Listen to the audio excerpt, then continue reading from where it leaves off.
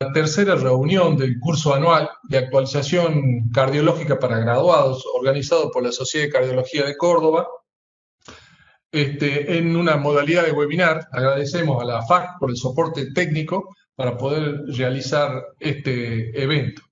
Queremos agradecer también al laboratorio Behringer por su colaboración en la organización.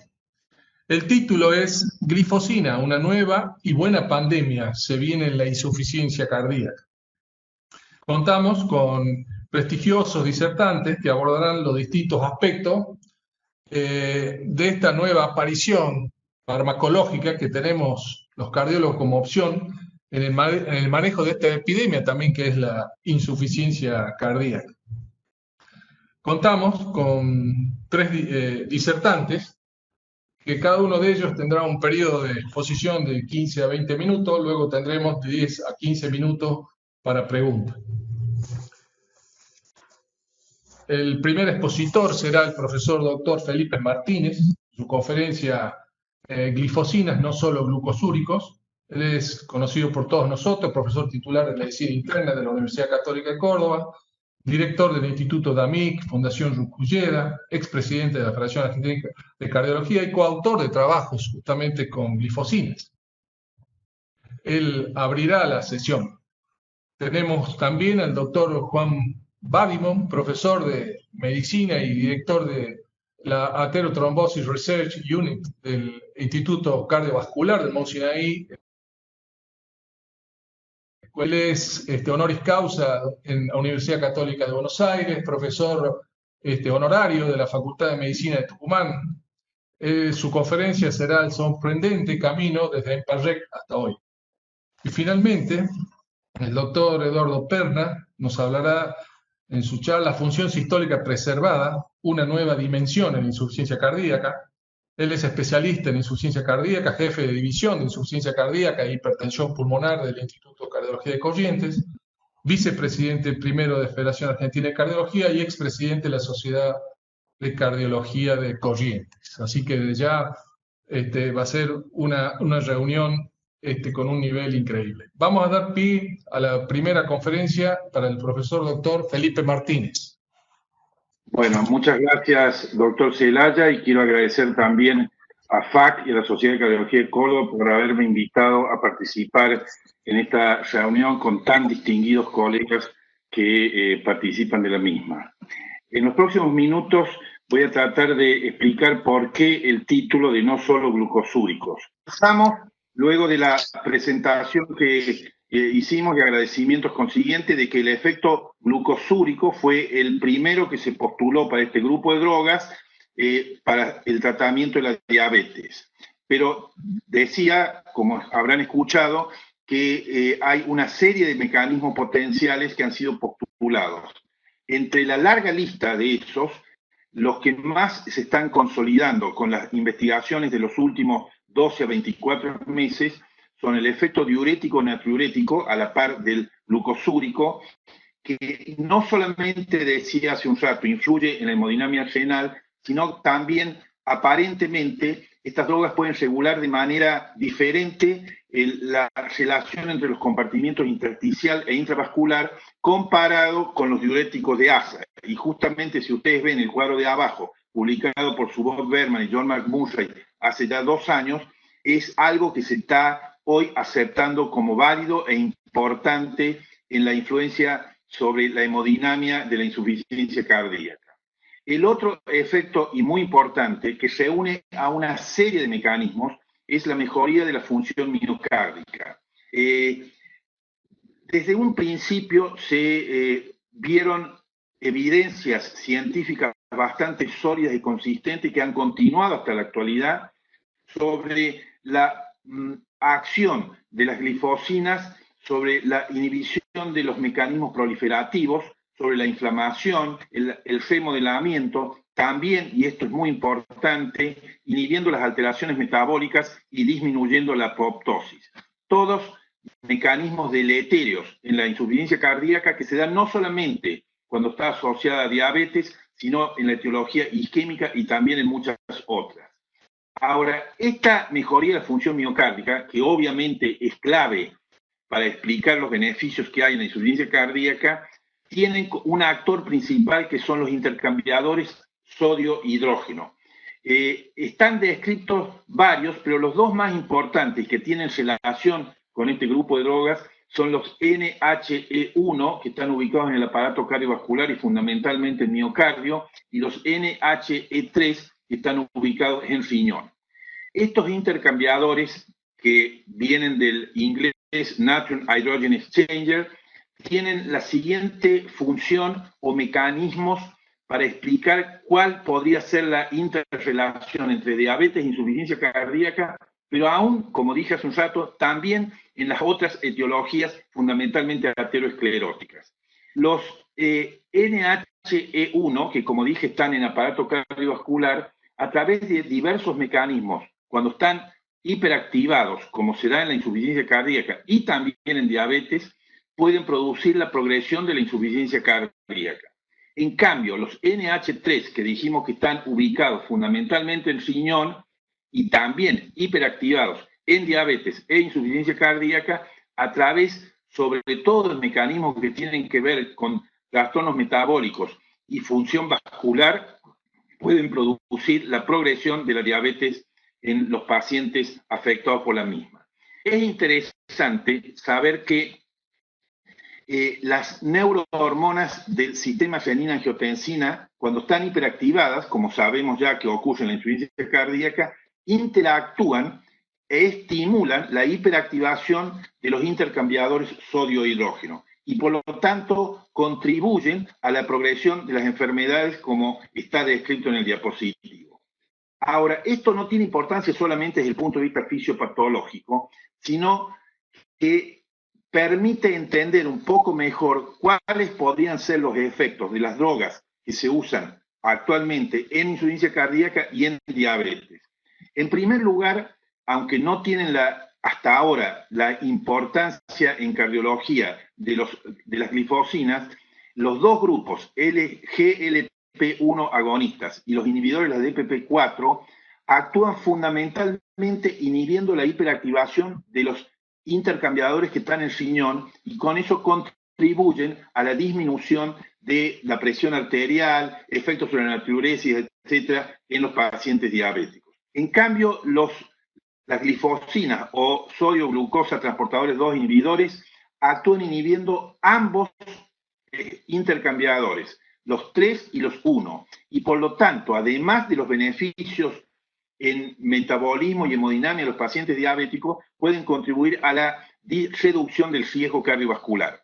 Ahora, las drogas más específicas que se usan en insuficiencia cardíaca, como son los antagonistas del sistema renina-angiotensina, como dije, basados en su función anterior en fisiopatología, producen una inhibición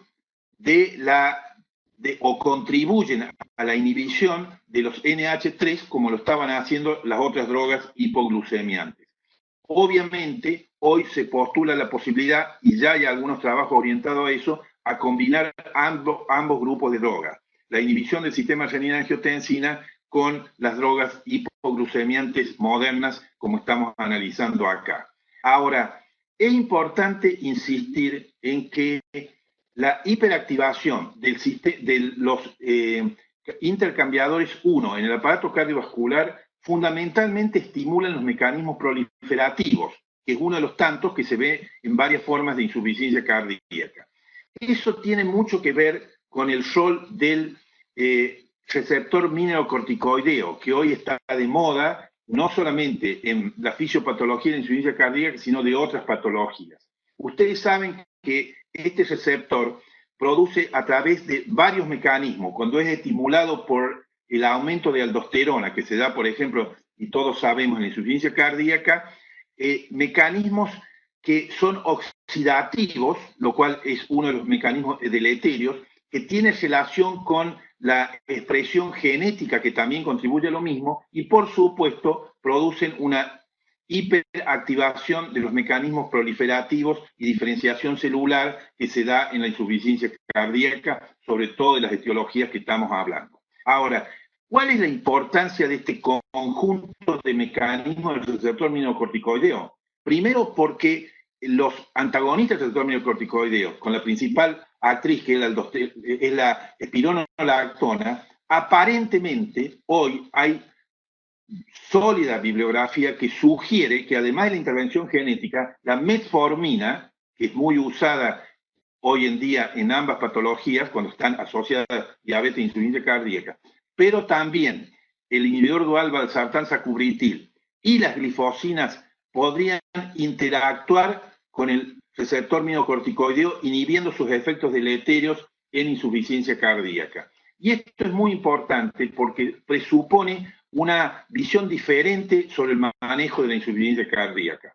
Y por último, de estos mecanismos, ¿cuál es la función o el posible rol de las glifosinas en mejorar la función renal? Acá voy a usar un diapositivo que me lo ha prestado gentilmente el doctor Eduardo Perna, que reúne un metaanálisis de los principales estudios o mega estudios realizados con glifosinas en pacientes diabéticos y donde se ve que claramente la disminución de los eventos renales ha sido favorecida en los pacientes que recibieron estas drogas.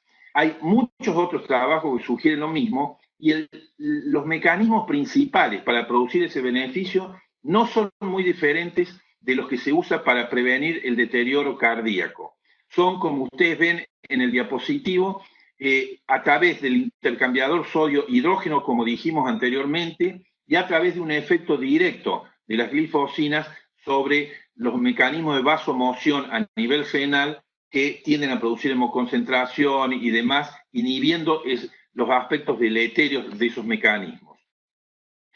Yo quisiera decir dos palabras sobre lo que luego va a explicar, porque es un gran especialista en el tema, el doctor Eduardo Perna, cuál puede ser el rol de las glifosinas en la insuficiencia cardíaca con fracción de eyección preservada.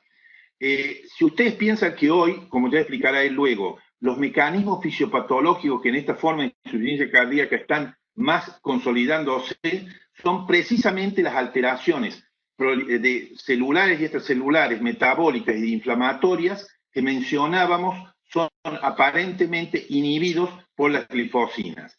Fíjense ustedes cómo será importante esto, que en un muy reciente artículo publicado por Milton Packer para explicar la relación entre obesidad, diabetes e insuficiencia cardíaca, él concentra la principal relación fisiopatológica en los mecanismos inflamatorios, en los mecanismos profibróticos, etcétera, y dice que todo eso conduce no solamente a alteración del miocardio ventricular, sino también auricular. Y justamente otro estudio de fisiopatología, de patología en paciente con preservada, precisamente confirma la alta incidencia de fibrosis, hipertrofia, inflamación y hasta amiloidosis en estos pacientes. Entonces uno puede pensar que la protección cardiovascular de las glifosinas en esta forma de insuficiencia cardíaca que luego explicará el doctor Perna, precisamente puede ser a través de la inhibición de estos mecanismos. Y por eso hay hoy actualmente en marcha 3 mega estudios, el Emperor P preservado con empaglifosina, el Deliver con dapaglifosina y el CHF con canaglifosina, que si la pandemia lo permite, es muy probable que el año próximo tengamos los resultados y sepamos si realmente estas drogas son eficientes en esta forma tan especial, pero cada vez más frecuente de insuficiencia cardíaca. Y quiero terminar mencionando si estas drogas pueden tener algún rol en hipertensión arterial.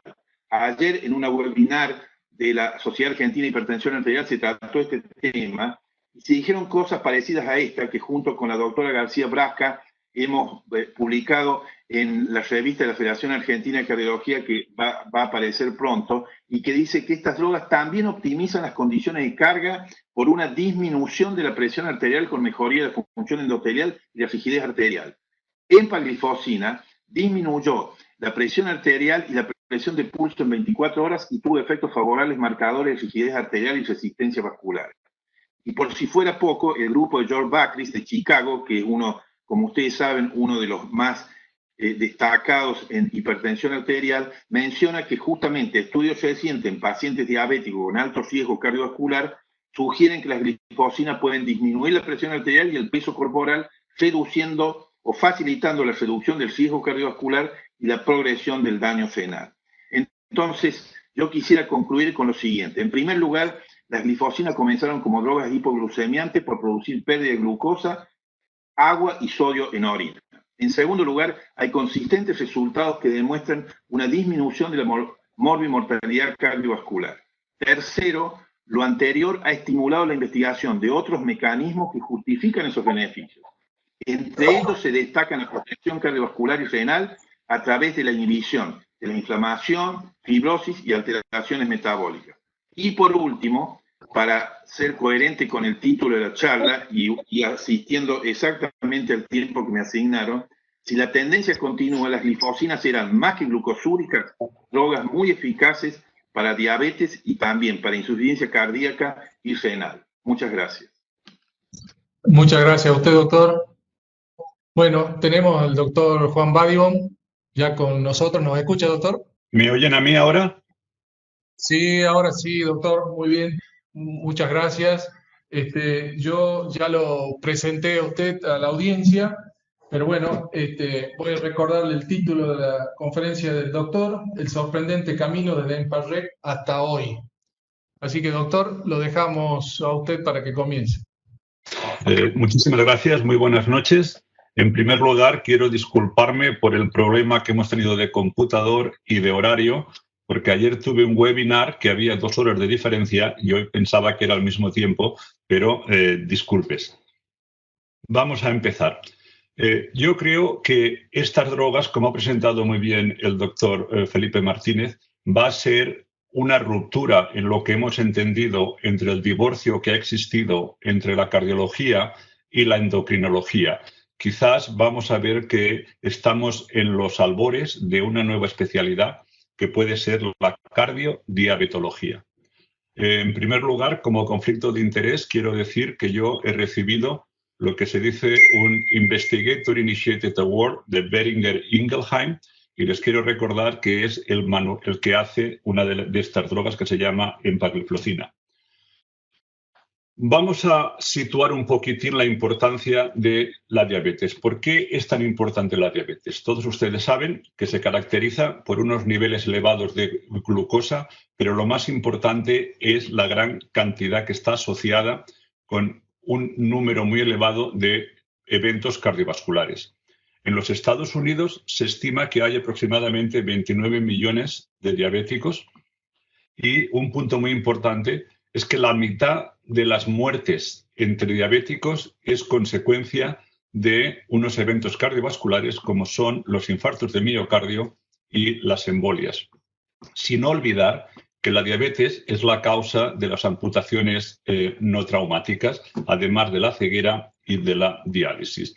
De una manera socioeconómica, se estima que en los Estados Unidos en el 2012 costó más de 245 billones de dólares. Y como ha dicho anteriormente el doctor Felipe Martínez, va muy asociado a la obesidad. Y todos ustedes saben que la obesidad, desafortunadamente, se está convirtiendo en una epidemia. ¿Qué pasa? Entonces, en las últimas estadísticas del CDC, dice que 1 de cada 3 americanos va a tener diabetes. Todos hemos visto este tipo de diapositivas, pero a mí me gusta esta mucho porque pueden ver el impacto que tiene la diabetes frente a un control que estaba macheado para todos los factores de riesgo. Bien, miremos la causa de muerte, la muerte por enfermedad cardiovascular, hospitalización o la muerte por la enfermedad coronaria. Vean ustedes que aproximadamente la presencia de diabetes va asociado con un incremento casi el doble del número de eventos. ¿Y por qué es tan importante? Porque quizás la diabetes juega un papel muy importante de conexión entre los problemas de un estilo de vida muy poco saludable con los problemas lipídicos, la hipercoagulación, la disfunción metabólica, sin olvidarnos las consecuencias de función del corazón, como puede ser la disfunción endotelial, el endurecimiento de las arterias, la inflamación, el estrés oxidativo y la consecuencia o la interacción de estos tres rutas va a ser la consecuencia de un incremento de la enfermedad cardiovascular.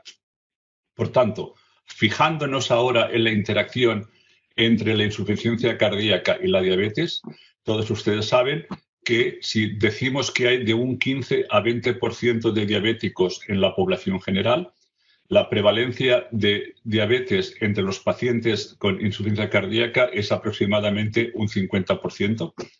Y todos ustedes saben que la presencia de desarrollar insuficiencia cardíaca en los diabéticos es aproximadamente 2 veces para un hombre y desafortunadamente para las mujeres tienen 5 veces más posibilidades de desarrollar la insuficiencia cardíaca. Por tanto, estamos en presencia de una explosión a nivel mundial de la incidencia de la insuficiencia cardíaca. ¿Y por qué hablamos tanto de la diabetes? Pues porque todos ustedes saben que la diabetes per se es un factor independiente para la enfermedad cardiovascular.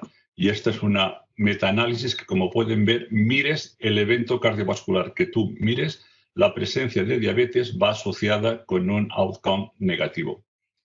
Entonces, ¿pero por qué es esto? Si el tratamiento de la diabetes es bien sencillo. Básicamente es el A, B, C, D y E. ¿Qué hemos de hacer? Hemos de bajar los niveles elevados de hemoglobina glicosilada, hemos de controlar la presión arterial, hemos de bajar el colesterol sin olvidarnos de los triglicéridos, porque la hiperlipidemia del diabético va caracterizada por unos niveles elevados de LDL, de triglicéridos y niveles bajos de HDL. Y, por supuesto, hemos de enfatizar en el paciente que la aceptación de un estilo de vida más saludable, como es una dieta sana y hacer más ejercicios. ¿Y por qué lo sabemos? Porque todos han visto esta diapositiva, que hay una relación directa entre los niveles de la hemoglobina glicosilada con la incidencia de enfermedad cardiovascular. Y esto, acostumbrados a los lípidos, pensamos, si subiendo los niveles de hemoglobina hay más eventos, ¿qué ocurriría si somos capaces de bajarlos? ¿Vamos a reducir los eventos cardiovasculares? Desafortunadamente, esto no es correcto, porque lo que sabemos es que la bajada de hemoglobina glicosilada no va asociada con una reducción de eventos cardiovasculares. Pero dada la importancia de la diabetes, vean ustedes que aquí les represento lo que se conoce como el octeto diabético y más o menos vean que tenemos las posibilidades farmacológicas de interferir con cada uno de los órganos involucrados en la hiperglicemia. Excepto nos faltaba uno, y esta es la nueva clase de drogas que son los inhibidores del receptor de los SGLT2. ¿Cómo hemos tratado hasta ahora a los enfermos diabéticos y con enfermedad cardiovascular? Por supuesto, siempre dábamos la metformina. Hay gente que ahora dice que la metformina tiene una protección cardiovascular y están fundamentados en el estudio del Reino Unido, pero señores, que se hizo hace más de 20 años y que los beneficios nada más se vieron en lo que se llama el UK-PDS Expansion. Yo creo que el problema que hay es que estos pacientes estaban muy maltratados.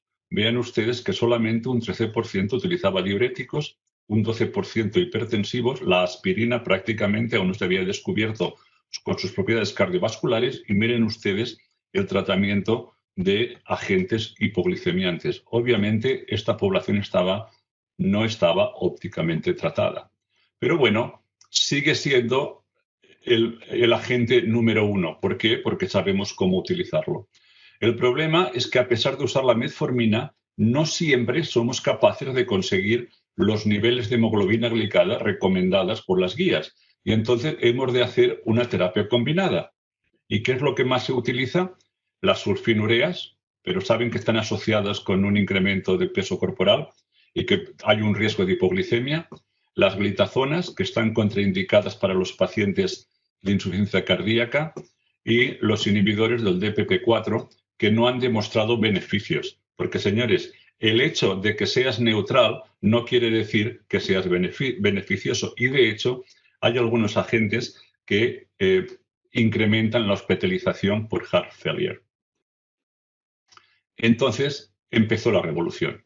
El primer estudio fue el EMPA-REC Outcome, que con esta droga, la empagliflozina, fue la primera vez que una droga hipoglicemiante era capaz de disminuir de una manera muy significativa la muerte por cualquier causa y la hospitalización por insuficiencia cardíaca. Un punto muy importante fue que vean ustedes que las curvas se empezaban a separar de una manera significativa en los primeros 6 meses después de iniciado el tratamiento. Diferencia que no hemos visto con ninguna otra droga, excepto los antitrombóticos para prevenir el stent, porque incluso las estatinas, que parece que son la droga maravillosa, hemos de esperar aproximadamente de 9 o 12 meses en función de que el paciente esté en prevención secundaria o en prevención primaria respectivamente, para que las curvas, la separación de las curvas, lleguen a unos niveles significativos. Pero lo que llamó la atención de muchos grupos, especialmente el mío, es que recuerden que he empezado en la primera diapositiva que la diabetes va asociada con un incremento de infartos y de embolias. ¿Qué es lo que ocurrió en este estudio? En este estudio, que disminuimos la muerte por cualquier causa y la muerte por causa cardiovascular, no se afectaba ni la incidencia de infartos ni de embolias. Obviamente, esto nos parecía indicar que no era la típica droga hipoglicemiante. ¿Y cómo funciona? Pues el diabético tiene glucosa en la orina. Entonces, cuando llega al glomérulo, en el túbulo convolular es donde hay una reabsorción de la glucosa de la orina, porque el cuerpo tiende a ahorrar lo máximo de energía posible. Esta reabsorción de la glucosa en un 90% está controlada por el receptor SGLT2. Si este receptor funciona, se reabsorbe la glucosa y existe una mínima eliminación de la glucosa en la orina. Hoy en día somos capaces de farmacológicamente inhibir de una manera específica el receptor SGLT2, por tanto vamos a inhibir la reabsorción de la glucosa a nivel renal y la consecuencia va a ser una glucosuria que se estima que en un paciente diabético normal va a eliminar de 70 a 80 gramos de glucosa y esta va a ser la consecuencia del efecto hipoglicemiante que van a someter estos pacientes. ¿Qué es lo que tiene de interesante? Que este mecanismo, que podríamos llamar sistémico, porque el efecto hipoglicemiante va a ser directamente relacionado a los niveles de glucosa en la orina, nos ofrece un nivel muy elevado de seguridad y de muy poca posibilidad de que haya una interacción con la polifarmacia que normalmente toman todos los pacientes diabéticos. Pero no todo es tan maravilloso. También hay unos efectos indeseables que hemos de tener en cuenta cuando se administre a estos pacientes. El más importante es la infección urogenital, especialmente en las mujeres, a consecuencia de que al eliminar más azúcar en la orina puede haber una mayor infección por hongos. Otro problema es que si el paciente no está bien hidratado, puede existir una reducción del volumen plasmático. Y también, pero en una frecuencia muy reducida, ustedes saben que un estudio de la canagliflozina fue asociado con amputaciones de las extremidades inferiores, pero que cuando se incrementó y se hizo un metaanálisis no había un resultado significativo. La ketoacidosis diabética va principalmente utilizado cuando se da esta droga a los pacientes de diabetes tipo 1 y la FDA te obliga a decir que hay un riesgo de la gangrena de Fournier, pero que realmente han habido muy poquísimos casos. Podemos decir que esta clase de drogas son muy seguras. Entonces, hemos comentado lo de la empagliflozina, pero vean ustedes que posteriormente de los 4 inhibidores de la SGLT2 que han sido aprobados por la FDA, que es la empagliflozina, la canagliflozina, la dapagliflozina y más recientemente la ertugliflozina, vean ustedes que todos tienen algo en común, que es una reducción altamente significativa de la readmisión a los pacientes por insuficiencia cardíaca. Y aquí tienen los estudios de los más importantes, lo cual esto nos indica que estos efectos beneficiosos a nivel cardíaco parece ser que es un efecto de clase, no un efecto asociado a una de estas drogas. Entonces, un punto muy interesante es, en función de esto, ¿cómo hemos de tratar a los pacientes diabéticos con alto riesgo de enfermedad cardiovascular? Vean ustedes que en este metaanálisis, vean que los únicos que han demostrado una reducción en eventos cardiovasculares son los SGLT2 y el GLP-1 liraglutide. Pero no todos los GLP-1 son iguales, porque solamente el estudio LEADER demostró unos beneficios.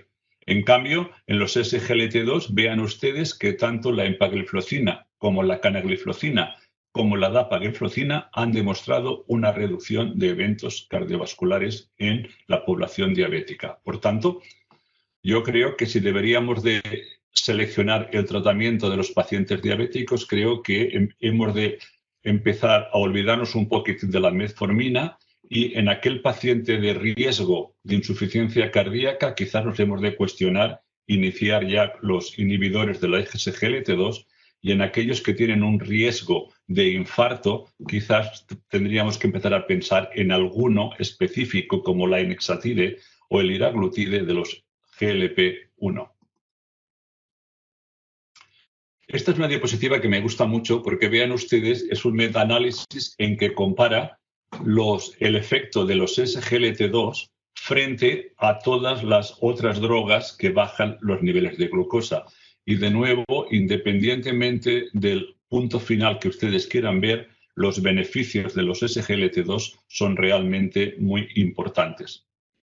Si nos fijamos de una manera más específica en los beneficios sobre los pacientes con insuficiencia cardíaca, vean ustedes que de nuevo los tres estudios han demostrado unas grandes ventajas y realmente es una droga que hemos de tener mucha atención para el tratamiento de los pacientes con insuficiencia cardíaca. Pero además, no nos olvidemos un problema, es que la mayoría de los GLP-1, excepto la semaglutida, son parenterales, mientras que los inhibidores de las SGLT2 son orales, que esto también es importante para conseguir una mejor adherencia del paciente al tratamiento. Una vez que les he explicado todo, a mi grupo hubo cierta serie de cosas que nos hizo pensar fuera de la caja establecida. ¿Y qué es lo que eran estos factores? En primer lugar, ya hemos comentado que no había efecto sobre los eventos aterotrombóticos, que son los que incrementan en los diabéticos, y que la mayoría de los beneficios estaban en la reducción de la hospitalización asociada con heart failure. Que el efecto adicional hipoglicemiante, porque todas estas drogas se han estudiado cuando se han añadido al tratamiento prescrito por cada médico, vean ustedes que la reducción adicional ha sido aproximadamente de un 0,3% de los niveles de la hemoglobina glicosilada, que esto ha sido similar a la que se han conseguido en otros estudios, como los inhibidores del DPP4, pero que las gliptinas no han tenido efectos beneficiosos, lo cual quiere decir que este efecto adicional hipoglicemiante no es totalmente responsable de los beneficios que hemos visto. También hemos comentado la separación tan rápida de los eventos en los primeros 2 o 3 meses. También se ha comentado ya que esta droga va asociada con una pérdida de peso. Claro, obviamente, si eliminas más líquido, pierdes peso. Una bajada de 3 a 4 milímetros de mercurio de la presión arterial y unos cambios lipídicos. Pero, señores, yo creo que estos beneficios, llamémosle a nivel de los factores de riesgo cardiovasculares, no explican de ninguna manera la magnitud de los beneficios que se han visto en los estudios randomizados y clínicos y con control. Por tanto, esto nos sugiere si existe algún mecanismo más que sea totalmente independiente de su actividad hipoglicémica.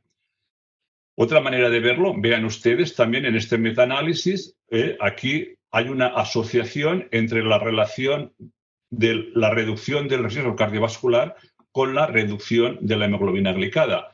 y vean ustedes que los SGLT2, y vean ustedes que cuando se hizo esta gráfica todavía no teníamos los resultados del DAPA-HF, donde el doctor Felipe Martínez ha sido un gran contribuidor, pero él estará de acuerdo conmigo que son estas drogas que ha habido una reducción muy marcada del riesgo cardiovascular sin o que no está asociado a la reducción de la hemoglobina glicosilada. De nuevo, te quiere decir que hay algún mecanismo más. El doctor Martínez ya ha explicado los distintos mecanismos que se han postulado para explicar estos beneficios cardíacos de estas drogas. Por tanto, en función del tiempo me las voy a saltar. Pero nosotros intentamos investigar otro mecanismo y pensamos, si la empagliflozina no se comporta como el típico hipoglicemiante, ¿será que el mecanismo es independientemente de su efecto hipoglicemiante? ¿Y cómo lo podemos demostrar? Entonces lo que hicimos un estudio preclínico en un modelo porcino de isquemia reperfusión que va asociado con un remodelado del ventrículo izquierdo como el paciente de heart failure, pero recuerden que es un modelo normoglicémico. El estudio ya ha sido publicado, pero de una manera muy rápida. Vean ustedes que en 2 meses de tratamiento, vean que el grupo que había recibido empagliflozina tenía una disminución altamente significativa en el volumen del ventrículo izquierdo cuando se miraba por resonancia magnética. También lo hicimos con eco. Y vean ustedes que, como era de esperar, a pesar de que son 2 técnicas diferentes, pero que medimos el mismo parámetro, no fue nada sorprendente que la diferencia fue altamente significativa en 2 meses. ¿Qué otra cosa siempre buscamos? Es la función sistólica en esto, como la fracción de eyección. Y de nuevo, vean ustedes que inmediatamente después del infarto de miocardio, los 2 grupos tenían una fracción de eyección aproximadamente del 30%, y a los 2 meses de tratamiento con empagliflozina había un incremento altamente significativo, mientras que el grupo control había continuado perdiendo la fracción de eyección. De nuevo, estos son los resultados de resonancia y estos son los resultados de eco. Otro punto importante que va asociado con la insuficiencia cardíaca coronaria, como saben muy bien, es la hipertrofia y la fibrosis. Vean ustedes de nuevo, esto es un corazón de un animal control y este es un animal que había recibido empagliflozina. Vean la atención que no únicamente la empagliflozina era capaz de reducir la hipertrofia típica del cardiomiocito del animal infartado, pero vean ustedes que cuando hacíamos la tinción de colágeno, vean cómo hay una disminución muy significativa en el grupo tratado frente al control. Obviamente, estos son fotos representativas, pero para los que les gusten los números, vean ustedes que el perímetro del cardiomiocito era mucho menor y la fibrosis intersticial era mucho mejor. Esto nos explica por qué el volumen cardíaco de estos animales era mucho menor que del grupo control. Pero quizás una de las diapositivas más importantes es esta. Todos sabemos que el animal normal o el corazón normal utiliza mucha glucosa como fuente de energía. Cuando se le hace el infarto, vean ustedes que hay un cambio, que empiezan a utilizar los ácidos grasos. Y vean ustedes, si nos fijamos aquí, cómo el grupo de empagliflozina parece que tendría una tendencia a comportarse más como el animal que no había tenido un infarto, que este sería el control sano, este es el control infartado.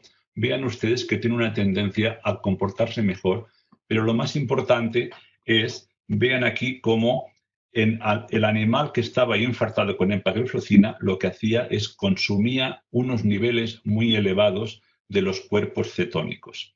Esto nos llevó a postular la siguiente hipótesis, que es el corazón sano, vean ustedes que saca la energía del ácido graso y de la glucosa y utiliza muy poco los cuerpos cetónicos y los aminoácidos de cadena corta. El corazón que tiene heart failure, normalmente, como suele ser isquémico, utiliza la glucosa, pero genera menos energía que los cuerpos cetónicos. Por ello, nosotros creemos que cuando le damos las SGLT2, lo que hacemos es que el corazón cambia su fuente de energía de la glucosa y el ácido graso a los cuerpos cetónicos y a los aminoácidos de cadena corta, porque estos no únicamente liberan más energía, sino que necesitan menos oxígeno para su oxidación. O sea, básicamente lo que estamos haciendo es que el corazón se convierte en más eficiente y al ser más eficiente no tiene que estar sometido a esta hipertrofia para intentar todavía mantener la posibilidad de empujar la sangre para que llegue a todo el organismo.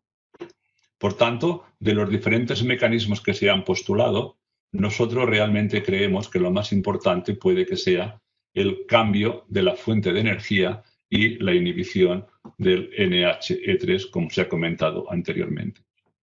Por ello, las conclusiones de nuestro modelo animal fueron que la administración de empagliflozina mitigaba el remodelado adverso del ventrículo izquierdo, mejoraba la función cardíaca y reducía, no he presentado los datos, pero por problemas de tiempo, el remodelado neurohormonal. Y esto realmente nos dijo que había un mecanismo independiente de la glucosa. Entonces, el problema nuestro fue cómo podemos pasar los resultados que hemos visto en un modelo de cerdo a los humanos. Y para ello decidimos diseñar el estudio clínico Empatropis. El paper ya se ha publicado, pero de una manera muy simple les diré que es un estudio que lo hicimos únicamente en el Monte Sinaí. Era a doble ciego y se realizó en pacientes de insuficiencia cardíaca con fracción de eyección reducida y en pacientes sin diabetes, que eran randomizados a la EMPA o al placebo. ¿Por qué utilizamos pacientes con fracción de eyección reducida? Es porque el punto, el major endpoint, eran cambios en fracción de eyección y, por tanto, para poder ver los cambios queríamos ver que estaba reducida, ¿no? ¿Cómo miramos los beneficios? Hicimos la resonancia magnética, el consumo de oxígeno, el test de caminar de 6 minutos y el cuestionario Kansas para poder ver la calidad de vida. De una manera más simple, vean ustedes, el paciente que una vez entraba en el estudio se randomizaba y en el tiempo cero de randomización se le hacíamos todas las pruebas, volvía un mes después y 3 meses después, porque esto no únicamente para darles más drogas, sino que el comité ético del Mount Sinai me dijo, bueno, ¿y por qué, cómo te atreves a dar una droga hipoglicemiante a pacientes no diabéticos? Y en estas discusiones tardé casi 6 meses en convencerlos de que esta acción o su actividad que he dicho sistémica, porque depende de los niveles de la glucosa, te ofrecía un perfil muy seguro. Finalmente conseguí la aprobación y vean ustedes que de los 350 pacientes que vimos, fuimos capaces de conseguir el consentimiento en 87, de ellos 84 fueron randomizados y el punto final fueron 40. ¿Por qué? Porque la resonancia magnética es mucho más específica y mucho más reproducible que la eco y con estos pacientes teníamos que suficiente. Y señores, esto es para sus ojos solamente porque los resultados que voy a presentar están súper calientes. Acabamos de submitir el artículo al JACC el martes pasado. Vean ustedes, estos son todos los datos que hemos encontrado, pero por técnicas, por motivos didácticos, vean ustedes los estudios. Cuando expresábamos el volumen del ventrículo izquierdo diastólico indexado por la superficie corporal, vean ustedes que el grupo de empagliflozina, que es el en azul, tenía una reducción significativa cuando se comparaba frente al grupo control. Lo mismo ocurría con la sistólica, el volumen sistólico. Vean la fracción de eyección que subía un 15%, que era aproximadamente 8 puntos absolutos, mientras que no había cambio en el grupo placebo. Y lo mismo ocurría, como era de esperar, con la masa del ventrículo izquierdo. Lógicamente, al tener un menor volumen, éramos capaces de tener un incremento en la fracción de eyección. Ustedes saben que en Mount Sinai tenemos a la doctora Donna Mancini, que le podríamos llamar que es la reina del consumo de oxígeno, y entonces estos pacientes también fueron expuestos a las técnicas de oxígeno, que en este caso lo hacíamos con una bicicleta que va incrementando paulatinamente la resistencia, y le miramos el consumo de oxígeno al paciente y vean cómo había una mejora en la parámetro del pico de oxígeno y de la OUS, lo cual te indicaba que el corazón era más eficiente y necesitaba menos oxígeno. De una manera mucho más subjetiva, como es la cantidad de metros que camina un paciente a los 6 minutos, vean ustedes el incremento de 21 metros que tenían el grupo tratado con empagliflozina frente a 6 metros menos de media que caminaba el grupo control. Y lógicamente no es sorpresa que estas mejoras, tanto a nivel de oxígeno, a nivel de función cardíaca, fueron representadas cuando les hacíamos el Kansas Cardiac Questionnaire, donde vean que el grupo tratado dijo que se encontraban mejor en su calidad de vida, mientras que el grupo control básicamente no tenía ningún cambio significativo en los 6 meses que duró este estudio.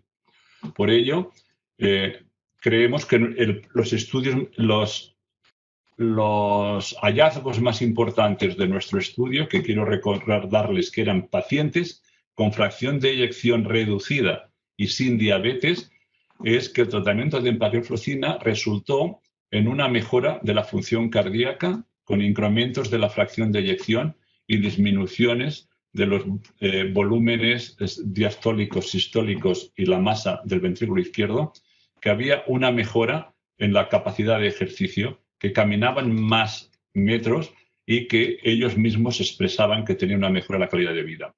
Por tanto, esto nos quiere decir que si estos pacientes que eran no diabéticos tenían esta mejora, quiere decir que los beneficios que hemos visto nosotros y los estudios clínicos randomizados de fase 3 nos quieren decir que sus beneficios parecen ser independientes del estado glicémico de los pacientes. También el doctor Martínez ya les ha explicado que este beneficio a nivel del intercambio de sodio e hidrógeno no únicamente tiene beneficios a nivel del corazón, sino que cuando las células de la mácula densa notan el incremento tubular de sodio, lo que hacen es una vasoconstricción de la arteria aferente renal y vasodilatan la arteria eferente, con lo cual al disminuir la presión intrarrenal, esto se va asociado con los estudios que han demostrado unos beneficios a nivel renal de esta clase de drogas.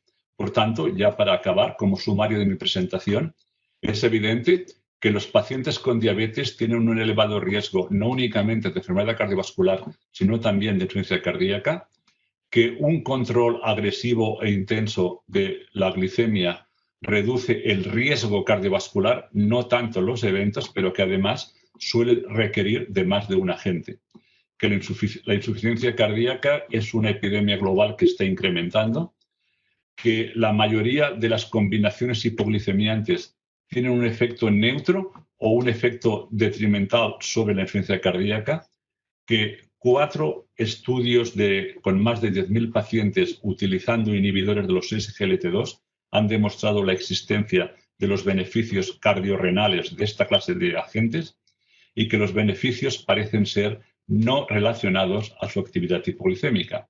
Y de hecho, ya se ha visto que en las últimas guidelines de la ADA europea y de la Sociedad de Cardiología, vean ustedes que ya han dado como en aquellos pacientes de alto riesgo cardiovascular ya se recomienda la posibilidad de empezar el tratamiento con empagliflozina o con los GLP-1 en aquellos que tengan un riesgo de infarto. O sea que ya quizás para los nuevos pacientes nos tenemos que olvidar un poquitín de la metformina y empezar a ser un poco más agresivos e iniciar el tratamiento con los SGLT2 o el GLP-1 en los pacientes diabéticos con riesgo cardiovascular. Por tanto, la pregunta es, si ya se han aprobado la SGLT2 para pacientes diabéticos, mi pregunta es ¿cuánto más tiempo hemos de esperar para que sean aprobados para tratar la insuficiencia cardíaca independientemente del estado glicémico del paciente? De hecho, el DAPA-HF ya demostró los beneficios tanto en pacientes diabéticos o no diabéticos. Aquello era un paciente de eventos, era un estudio de eventos, el nuestro es un estudio mucho más mecanístico. Por tanto, como conclusión, señores, tenemos que aprender a utilizar estas drogas porque están aquí para quedarse para el tratamiento de pacientes con insuficiencia cardíaca, independientemente de que sean diabéticos o no. Y esto quiere decir, como dije inicialmente, que quizás estamos en los albores de una nueva o una subespecialidad de la cardiología que va a ser poner juntos a los cardiólogos y a los endocrinos. Y por tanto, ya para acabar, recuerden que no es que la diabetes y la enfermedad cardiovascular y la obesidad corran en su familia, es que nadie corre en tu familia. Por eso hay la existencia de estos diabetes. Y independientemente de las drogas que tenemos, recuerden que es súper importante que independientemente de la droga que usted coja para tratar a sus pacientes, no olvide que siempre hemos de enfatizar la aceptación de un estilo de vida mucho más saludable. Con ello, muchísimas gracias por su atención y será un placer contestar alguna de sus preguntas. Muchísimas gracias y de nuevo disculpen por el problema que hemos tenido de conexión. Muchas gracias, doctor Byron. Muchas gracias, brillante la exposición. Bueno, para continuar, vamos a darle pie al doctor Perna, que nos va a hablar de la insuficiencia cardíaca diastólica en este contexto. Buenas noches a todos. De nuevo quiero agradecer la invitación de Félix y de la Sociedad de Cardiología de Córdoba, la Federación Argentina de Cardiología, para participar de este evento. Realmente, después de estas dos conferencias magistrales, vamos a tratar de encarar ahora una situación diferente. Hemos pasado por el manejo de las enfermedades cardiovasculares y el rol del tratamiento con gliflocinas a la insuficiencia cardíaca, y ahora vamos a tratar de encarar la insuficiencia cardíaca con función sistólica preservada, a la que debemos ver probablemente como una entidad que maneja una nueva dimensión, ¿no es cierto?, en insuficiencia cardíaca. Y para ello, los temas que vamos a tratar específicamente es cómo interpretamos hoy a la insuficiencia cardíaca según la fracción de eyección, cuál es la fisiopatología y las variantes en insuficiencia cardíaca con fracción de eyección preservada, el desafío diagnóstico que implican, cómo manejamos a estos pacientes para finalmente obtener algunos mensajes finales. Sabemos que la fracción de eyección caracteriza a la insuficiencia cardíaca desde hace muchos años y típicamente marca el tratamiento que hacemos de estos individuos. Y hay consenso entre las sociedades norteamericanas y las sociedades europeas de definir que los pacientes que tienen fracción de eyección menos de 40% tienen una insuficiencia cardíaca con fracción de eyección reducida, mientras que los que tienen más de 50% son los que tienen fracción de eyección preservada. Y había un interés por saber dónde se ubicaban estos pacientes que estaban entre 40 y 50% y que se conocen como insuficiencia cardíaca con fracción de eyección preservada, borderline o en rango intermedio.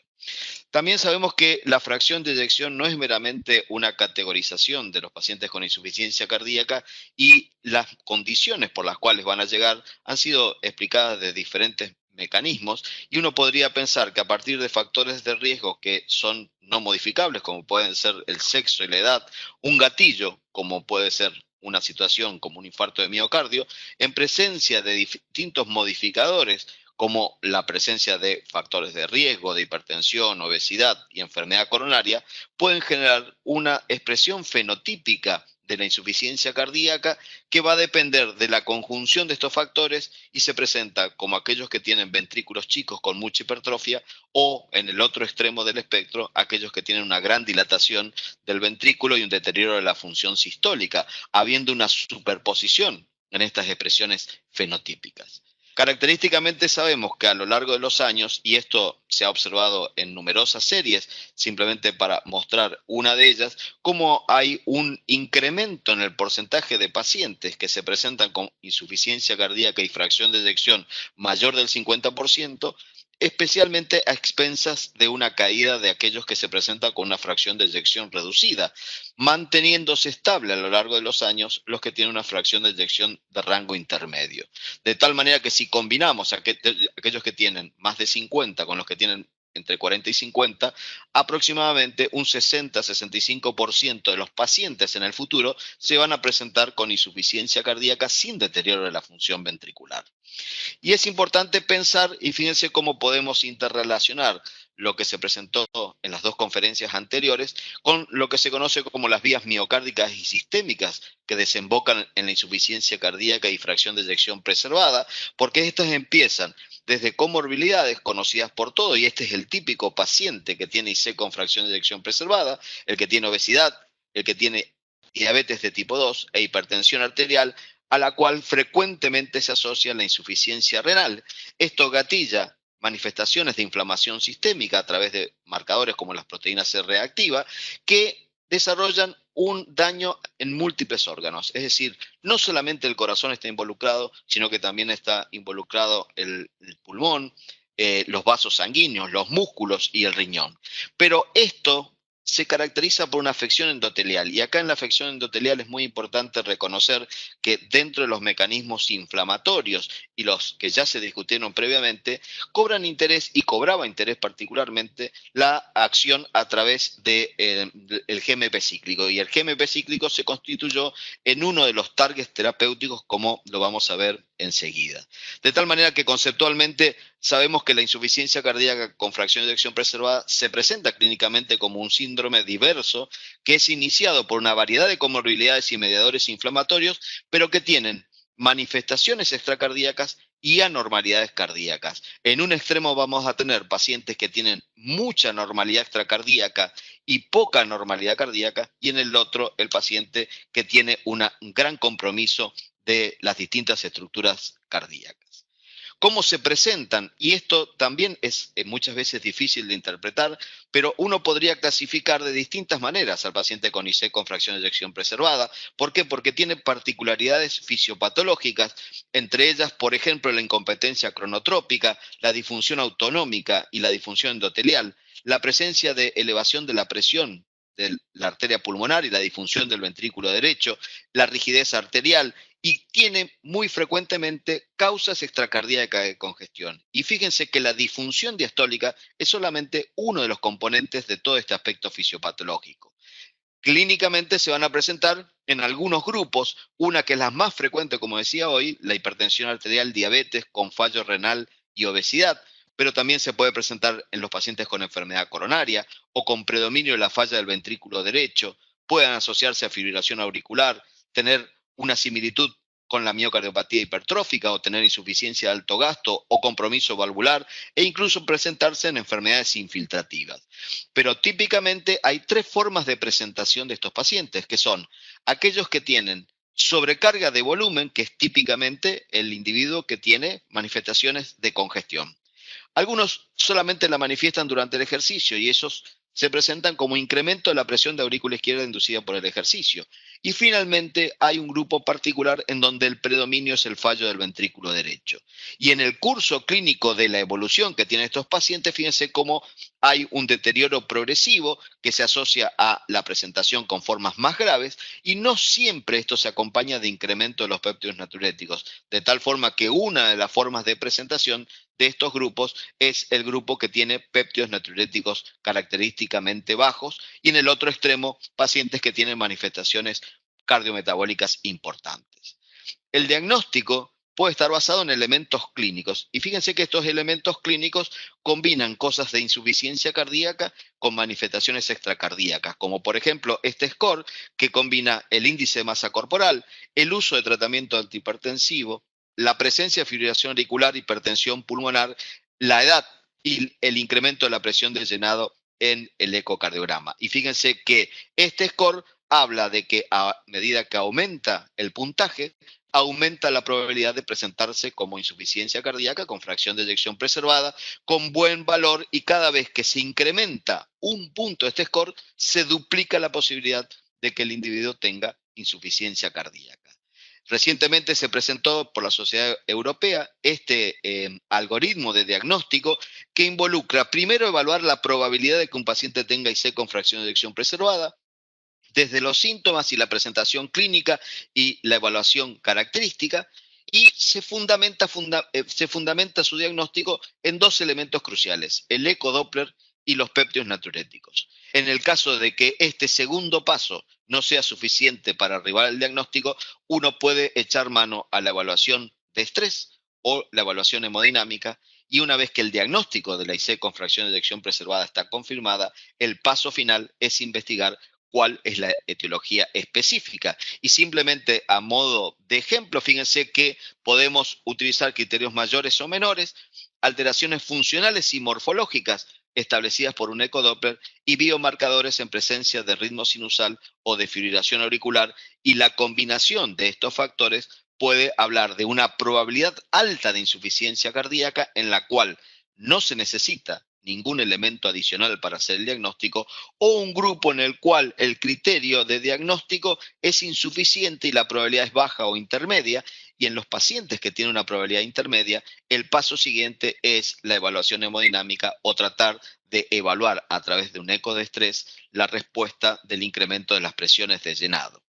Es muy interesante porque la evaluación hemodinámica en pacientes con síntomas de insuficiencia cardíaca con fracción de eyección preservada no siempre muestra concordancia. Y esto es un análisis muy interesante de pacientes que fueron evaluados a través de las mediciones hemodinámicas, midiendo las presiones de llenado basal o las mediciones durante el esfuerzo. Y fíjense que aplicando distintos criterios en esta población de individuos, los pacientes, según el criterio, existe hasta la mitad. Por ejemplo, si aplicamos exclusivamente los criterios de la American Heart Association, pueden tener unas presiones de llenados normales incluso en el ejercicio. Es decir, no siempre los parámetros clínicos nos van a predecir las anormalidades hemodinámicas. Si lo miramos desde el punto de vista de los pacientes diagnosticados hemodinámicamente, existe un gran porcentaje de pacientes que no van a reunir criterios, por ejemplo, los criterios del TOPCA o del Paragon. Es decir, la medición hemodinámica es una herramienta importante que debemos incorporarla al arsenal de diagnóstico de estos individuos. ¿Cómo tratamos a los pacientes? Y usualmente los tratamos con drogas como, por ejemplo, los betabloqueantes. Fíjense, esto es un análisis de la base de datos de Cochrane, en donde dice que los betabloqueantes reducen la mortalidad, pero esta evidencia es relativamente baja, y los antagonistas de los receptores mineralocorticoides, si bien la evidencia es moderada, también hay una reducción, pero fundamentalmente de las hospitalizaciones por insuficiencia cardíaca. Datos del estudio TOPCAT, esto lo conocemos perfectamente, si bien el estudio global no ha demostrado una reducción del punto final combinado, ni de cada uno de los puntos en forma individual, cuando se separó el análisis, según lo hecho en los países como Rusia y Georgia comparado con las Américas, hubo un efecto favorable en el área de las Américas en el término de hospitalizaciones por insuficiencia cardíaca. Datos publicados recientemente del Paragon con el uso sacubitril o valsartán, uno podría decir, han fallado en demostrar un beneficio porque la P no ha alcanzado una significancia estadística. Sin embargo, también es importante entender cómo tratamos a los pacientes. Y fíjense que 86% de los pacientes eran tratados con IECA o bloqueante receptor de angiotensina, un 24% con antagonistas de los mineralocorticoides y un 80% ya con betabloqueantes, y eso es lo que hacemos en la práctica habitual. El sacubitril o valsartán se asoció con beneficios en algunas poblaciones, como por ejemplo el sexo femenino y aquellos que tenían una fracción de eyección del ventrículo izquierdo por debajo de la mediana de 57%. Y también particularmente se observó una tendencia importante a reducir las hospitalizaciones en el grupo global evaluado en este estudio a lo largo del seguimiento. Cuando se combinan todos estos hallazgos en este metaanálisis en red de más de 10.000 pacientes, en pacientes con IC y fracción de eyección preservada, podemos observar que el efecto principal que tiene la intervención sobre el sistema renina-angiotensina-aldosterona es en reducir las hospitalizaciones, y esto lo logramos fundamentalmente si lo comparamos con placebo en el caso de los ARNI y la espironolactona, y comparado con los ARNI, los únicos que tienen efecto favorable son en comparación con los bloqueantes del receptor de angiotensina y con el placebo. De tal manera que estos dos instrumentos, ARNI y bloqueante del receptor de angiotensina, podrían estar vinculados con una reducción de las hospitalizaciones. Recientemente, hace unos días, se publicó esto, que es un análisis, digamos, con una técnica estadística especial, porque nosotros pensamos que el sacubitril o valsartán fue comparado con el valsartán. Y el valsartán, los bloqueantes receptor de la angiotensina han sido comparados previamente con placebo. Entonces, se hace un análisis comparativo de lo que ocurriría entre sacubitrilo y placebo en estos dos análisis en pacientes con IC y fracción de eyección reducida y preservada que pertenecían al CHARM, y fíjense que estimativamente uno podría decir que en el caso del IC con fracción de eyección preservada se observó un 29% de reducción del punto final combinado. Y esta reducción, cuando analizamos la fracción de eyección en el continuo, llega hasta el 55-60% de fracción de eyección, es decir, incorpora a los pacientes que tienen IC con fracción de eyección en el rango medio. Es decir, ¿por qué deberíamos seguir usando esta acción sobre el sistema renina-angiotensina-aldosterona? Porque a pesar de la heterogeneidad hay reducción de hospitalizaciones, porque los pacientes son frecuentemente hipertensos, de alto riesgo, y tienen compromiso como ser diabetes, son obesos, fibrilación auricular o tienen enfermedad coronaria, porque muchas veces hay anormalidades relacionadas a reducción de la función ventricular en pacientes con IC y fracción de eyección preservada, y por ello la combinación de estos tratamientos actuando en los dos sistemas deberían usarse en este grupo de pacientes. Ahora bien, vimos que la evidencia es insuficiente. Decíamos hoy que la vía del GMP cíclico era muy interesante porque tenía efectos benéficos a través de reducir la inflamación microvascular y la fibrosis y favorecer el flujo coronario y la hemodinamia. Entonces actuamos con el sistema de los inhibidores de la neprilicina, que tienen cierto efecto favorable. Vimos que los inhibidores de la fosfodiesterasa no eran efectivos, los donantes de óxido nítrico tampoco. Entonces nos quedaba por analizar los estimulantes de la guanilato ciclasa y los activadores. Y recientemente, hace un mes y medio atrás, se presentaron los resultados de estos dos análisis. El Capacity, que evaluó un tratamiento a través de la vía del GMP cíclico, y lo que se observó es que no hubo una reducción significativa en los pacientes tratados con un antagonista o un agonista de los GMP cíclicos, y tampoco se observó en el Vitality, en donde se evaluó el impacto del Vericiguat para tratar y de intervenir en la misma vía del GMP cíclico, siempre analizados desde el punto de vista de capacidad de ejercicio y distancia caminada, a pesar de que las poblaciones no eran similares, porque en este caso la población era de pacientes que tenían incremento de los péptidos natriuréticos, en el otro caso no era un criterio imprescindible para ser incluidos en el estudio.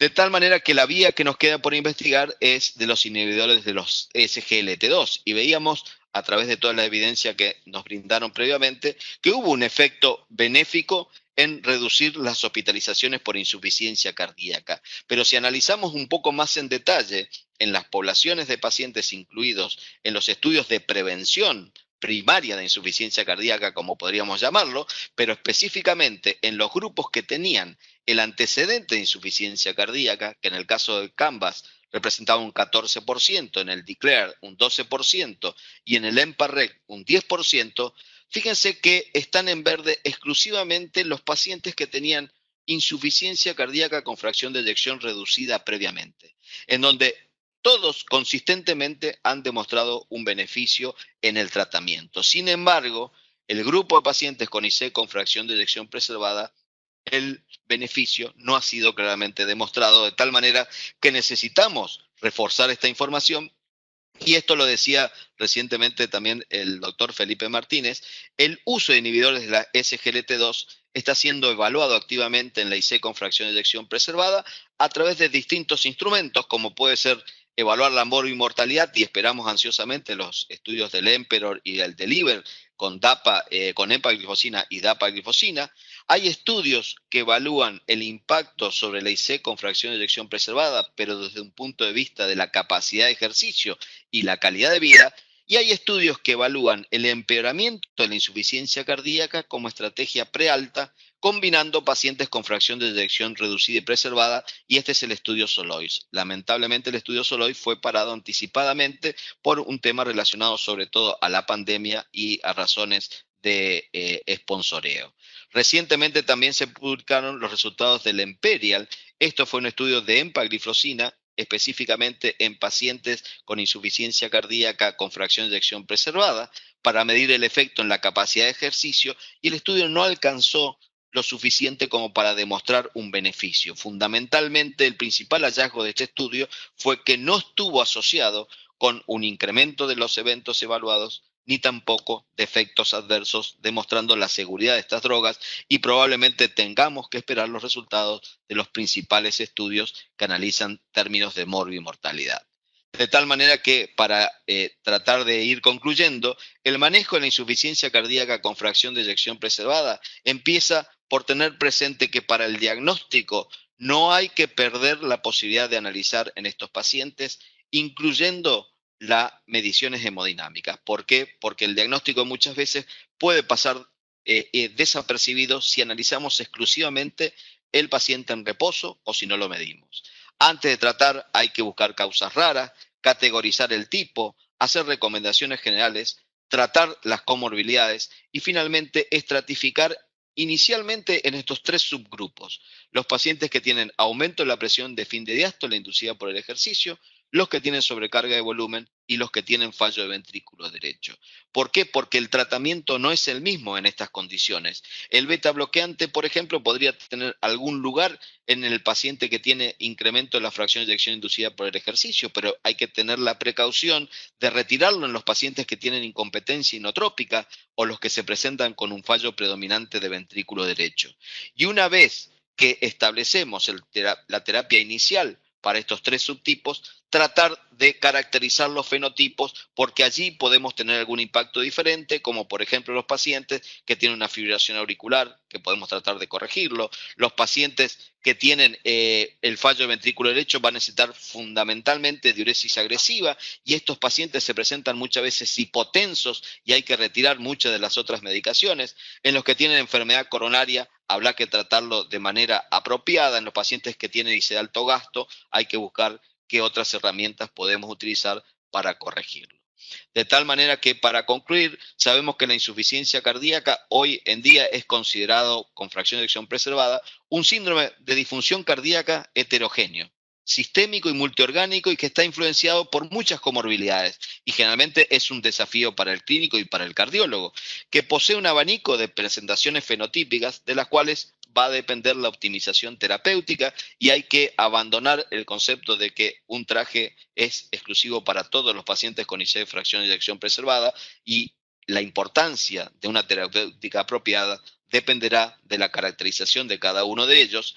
Este perfil del paciente, con muchas fases, limita la aplicación de la medicina basada en evidencia con una opción única, y entonces se explica por qué han fallado muchos de los ensayos clínicos randomizados, pero claramente bloquear el sistema renina-angiotensina-aldosterona y utilizar antagonistas de los receptores mineralocorticoides es una estrategia a considerar fundamentalmente en aquellos que tienen hospitalizaciones frecuentes, y reconocer que hay múltiples blancos permitirá obtener mejores intervenciones para cada situación.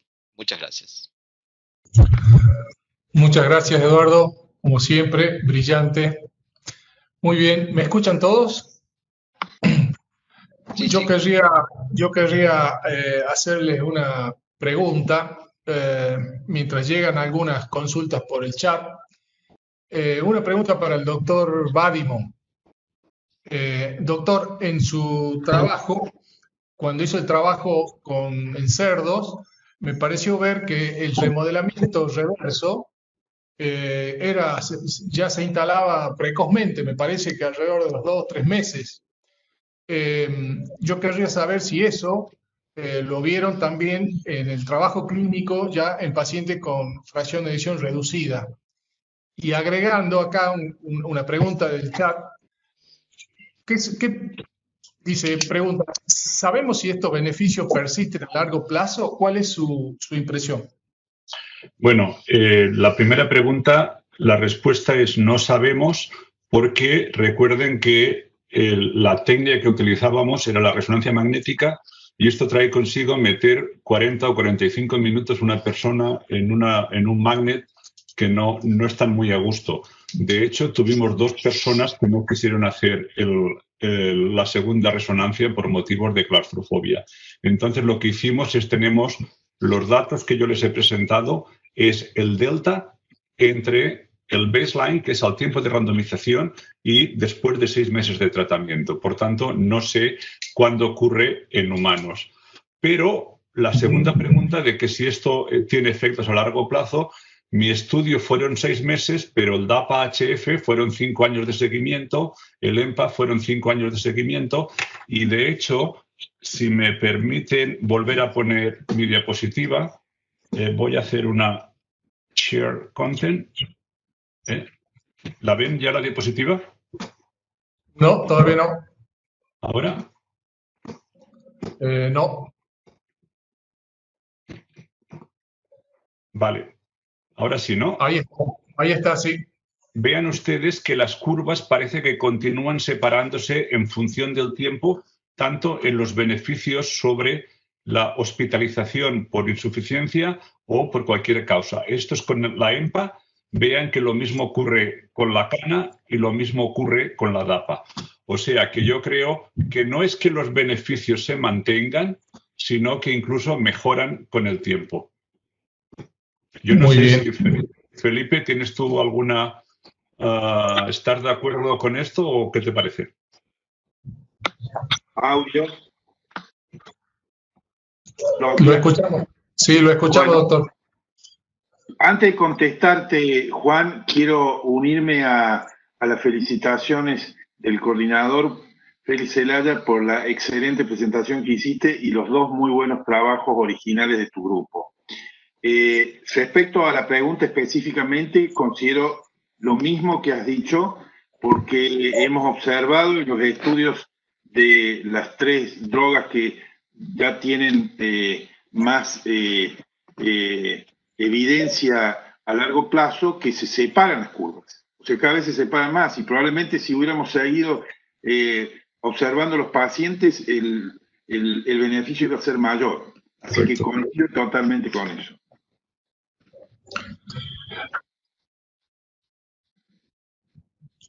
Acá tengo otra pregunta para el doctor Vadimon.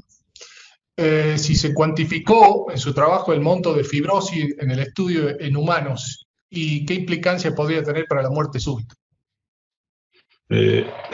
Esto es mucho más complejo porque trae consigo otra secuencia que es lo que se llama el T1 mapping y todavía la estamos evaluando. Porque, como he dicho, a consecuencia de los problemas de mi comité ético, que no me dio permiso para poder hacer este estudio, que en un principio era revolucionario, como dar un hipoglicemiante a diabéticos, tardé muchísimo en empezar, tardé mucho en reclutar pacientes con insuficiencia cardíaca sin diabetes, y entonces lo que he hecho, he evaluado los datos muy rápidos porque el estudio DAPA-HF ya me ha chafado la guitarra y han sido los primeros que han demostrado beneficios en no diabéticos. Por tanto, lo que quiero hacer es sacar rápidamente el estudio en vez de guardármelo en la revista de los datos nunca publicados, y lo que he hecho es una publicación inicial. También hemos medido biomarcadores y también hemos medido el efecto sobre el ventrículo derecho, porque todo esto el MRI te lo permite, pero la evaluación cuesta muchísimo tiempo. Lo que sí que hemos visto es que hay una reducción de la fibrosis bastante importante. Y otro punto que hemos visto muy importante, pero aún no está totalmente evaluado, es que también hay una reducción de la grasa apical endocardíaca, que en un principio pensábamos que no servía para nada, pero que hoy en día sabemos que esta grasa es un reservorio de citoquinas y ketoquinas. Que esto no lo vimos en el cerdo, porque el cerdo era normal, pero lo hemos visto en estos pacientes que muchos de ellos eran obesos y por tanto nos ha permitido ver una mayor diferenciación. Por eso yo creo que, como ha dicho el doctor Martínez, es una droga que fue desarrollada como un simple hipoglicemiante y, si me permiten hacer un chiste, yo a veces la defino como la estatina de los endocrinos, Usted sabe, la estatina, contra más sabemos, más cosas hace. Y Sí. yo creo que con esta clase va a ser lo mismo. Por eso digo que hemos de empezar a aprender a utilizar esta droga. Esta clase de droga. Muy bien, doctor. Tengo una pregunta acá que se la voy a dirigir a Eduardo. La pregunta es a todo el panel, pero querría que la encabece Eduardo. Dice, si se piensa que las glifosinas formarán parte del arsenal terapéutico estable, junto a beta bloqueante, mineralocorticoide, antagonistas de renina-angiotensina, en pacientes con insuficiencia cardíaca reducida. Bueno, mi opinión es que sí. Yo creo que claramente estamos esperando la confirmación en otro mega ensayo clínico y seguramente los resultados irán en la misma línea y es lo que esperamos todos. La evidencia de tener beneficios en pacientes que no tienen deterioro, que no tienen diabetes y tienen deterioro de la función es muy relevante y también me adhiero a las felicitaciones de Felipe para el doctor Badimon. Es un dato muy importante y no creo que tenga que sea menos que lo que mostró el DAPA, porque una cosa es mostrar el resultado clínico y otro es el resultado mecanístico. Y me parece que son datos que van de la mano. Uno generalmente cuando encuentra el dato clínico dice, bueno, pero tiene efecto mecánico y bueno, esto tiene que ir claramente en beneficio. Y creo que el arsenal terapéutico seguramente sea el ARNI, un beta bloqueante, un antagonista del receptor de los mineralocorticoides y los inhibidores de la SGLT2 me parece que se van a incorporar al grupo. Ahora bien, como decía el doctor Badimon y también lo decía Felipe, hay que aprender a usarla, hay que ganar confianza. Los médicos tenemos mucha inercia muchas veces para adicionar estos tratamientos y creo que queda mucho camino por delante. Gracias, Eduardo. Acá hay otra pregunta. Sí. Eduardo, espero que seas el revisor del artículo.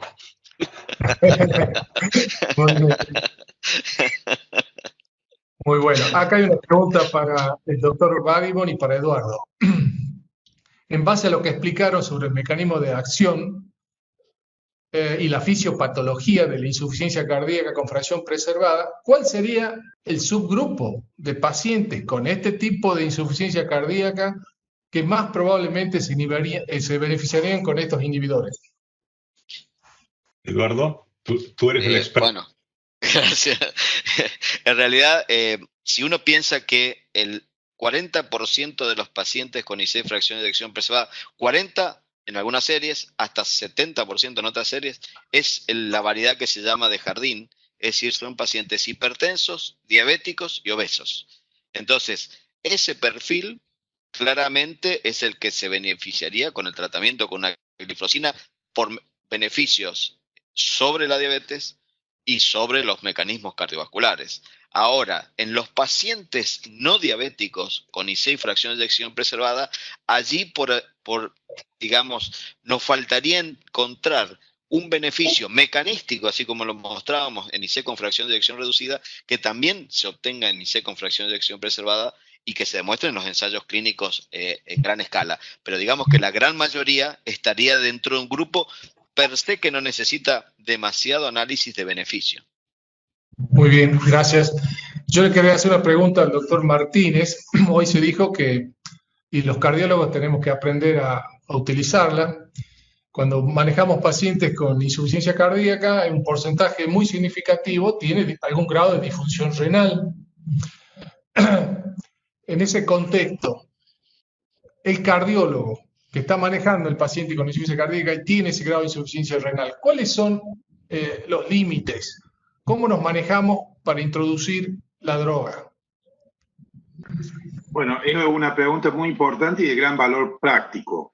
Sería mucho más fácil contestarla después que veamos los resultados, que todavía falta para publicarlos, de los estudios con glifosinas en insuficiencia renal, en diabéticos y no diabéticos. Por los datos que hay hasta ahora, y yo mostré, gracias al slide que me prestó Eduardo, el pequeño metaanálisis que hay sobre los estudios en diabéticos, la función renal siempre mejora. Ahora, ¿cuál es el margen cuando un cardiólogo está manejando la insuficiencia cardíaca? Yo creo que si los parámetros más simples de función renal, como creatinina, potasio, etcétera, filtrado, bueno, demás, empiezan a subir, creo que no debe ser el cardiólogo solo el que maneje al paciente, sino debe hacerlo conjuntamente con el nefrólogo. Me parece que esa sería la forma de decir el límite, que es un límite ético, pero con base científica.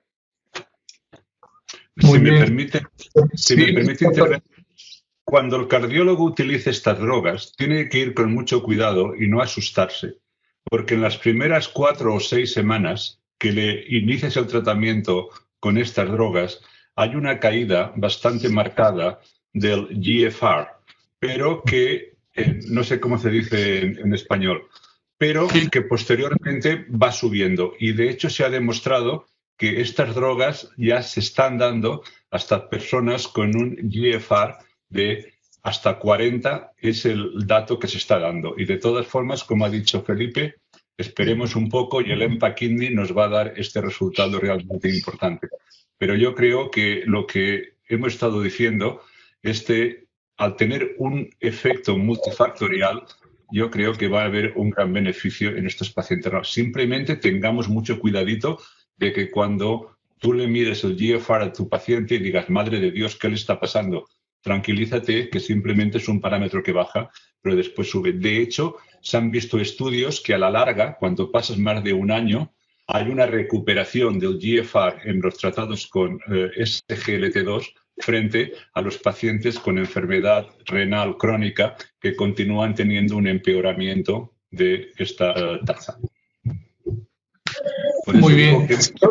digo que hay que aprender. Esta droga no es únicamente para bajar un pelín más la glucosa.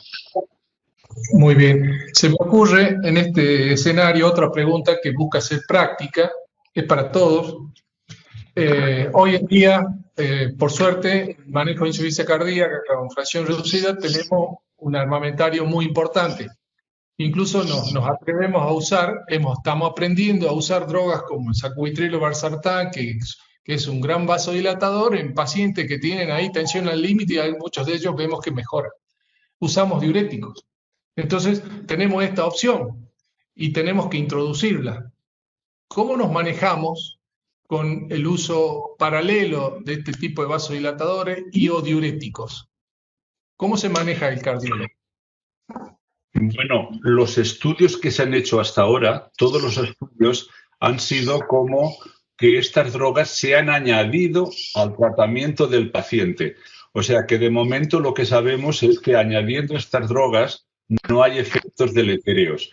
La pregunta del $1.000.000 es si podemos empezar a disminuir la cantidad o la dosificación de las otras drogas. Yo les puedo decir que nuestro estudio, con el límite que tiene de tener únicamente 40 pacientes por grupo, lo que vimos es que en el grupo tratado, 6 pacientes, el médico que lo llevaba le rebajó la dosis de diurético, mientras que 4 en el grupo control le subieron la dosis de diurético. O sea, lo que hemos visto que quizás si lo inicias en un momento más temprano puedes empezar a rebajar la dosis de las otras medicinas, pero no me atrevería a decirle que le quite ninguna de ellas, porque una condición de todos los estudios clínicos ha sido que el paciente tenía que estar ópticamente tratado y simplemente se le añadía o el placebo o el SGLT2. Yo, en función del tiempo, digo, en primer lugar, lo que acaba de decir el doctor Godimón es totalmente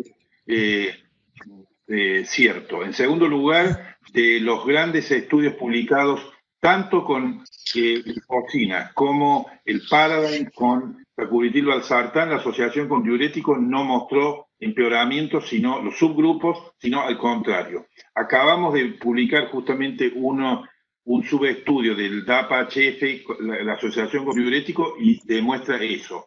O sea que por el momento, con la evidencia que hay hasta ahora, ningún problema en asociarlos, y como dijo el doctor Godimón, también pienso que los estudios que van a venir nos dirán si se puede empezar a disminuir el uso de diuréticos. Hasta ahora creo que la asociación es buena, y nada más. Sí, yo simplemente quiero agregar lo siguiente. Pensemos que de todo este arsenal, el que menos evidencia tiene digamos que no tiene evidencia, es la furosemida. Entonces, si clínicamente, porque la mayoría de estos estudios, uno al ser ciego no sabe lo que recibe, pero si clínicamente es mandatorio la reducción de diuréticos porque el estado hemodinámico del paciente ha mejorado, me parece que es una decisión que uno lo puede tomar tranquila, tenga o no tenga, o sea, tuviese o no tuviese la DAPA o cualquiera de esas drogas en el ensayo clínico. Y en la práctica diaria me parece que hay que seguir al paciente, sí hay que tener precaución de que no tenga un efecto diurético excesivo, ¿no es cierto? Muy bien. Una manera indirecta de ver el efecto diurético de estas drogas no es únicamente por la glucosuria, sino porque muchos de los efectos, llamémosle adicionales, yo los llamaría que son más bien consecuencia de una hemoconcentración. Por ejemplo, sube el hematocrito, sube la CLDL, sube las HDL. Esto es consecuencia de que si disminuyes el volumen líquido, todos estos parámetros van a ir subiendo un poquitín.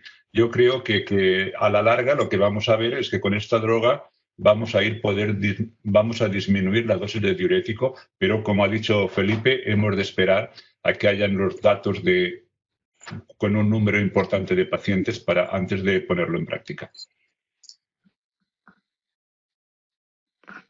Muchas gracias. Yo una última pregunta porque la acabo de recibir y la persona, la verdad que la manda es muy respetada. ¿Qué porcentaje de pacientes hace hipotensión? Bueno, Felipe, cógela tú, porque en mi estudio con 80 pacientes, ninguno. De hecho, lo que estudio que hay hasta ahora, la incidencia de hipotensión en diabéticos y después en no diabéticos ha sido muy baja. La discontinuación por hipotensión prácticamente no existe, o sea que no es un problema serio, no es un efecto adverso serio, sino es un efecto adverso perfectamente manejable y que no es determinante de la continuidad del tratamiento. Muchas gracias, doctor. Bueno, les agradezco a todos de parte de toda la comisión directiva de la Sociedad de Cardiología de Córdoba. Para mí ha sido un honor compartir este webinar. He aprendido mucho, creo que todos hemos aprendido. Bueno, espero que podamos tener la oportunidad de encontrarnos en otra oportunidad. Muchas gracias a todos. Muchísimas gracias. Muchas gracias. Y de nuevo disculpen la inconveniencia que les haya generado por el tardío conexión al Congreso. Disculpen. Ningún problema. Buenas noches. Hasta luego. Hasta luego. Y que la próxima vez nos veamos cara a cara en Córdoba. ¿Cómo no?